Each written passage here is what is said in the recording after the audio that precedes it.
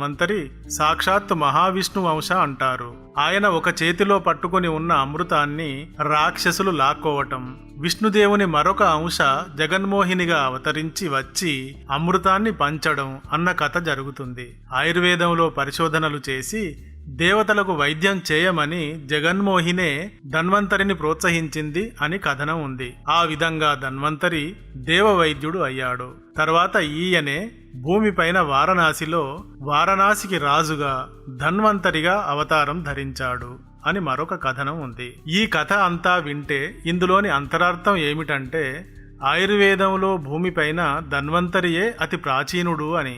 ధన్వంతరి అన్న ఈ రాజే సుశ్రుతుడు అను మొట్టమొదటి భారతీయ సర్జన్కి గురువు అన్న కథనం కూడా మనకు కనబడుతుంది. అయితే పూర్వకాలంలో ఆయుర్వేద వైద్యంలో పరిణతి ప్రదర్శించిన వారిని ధన్వంతరి అన్న బిరుదుతో పిలిచేవారని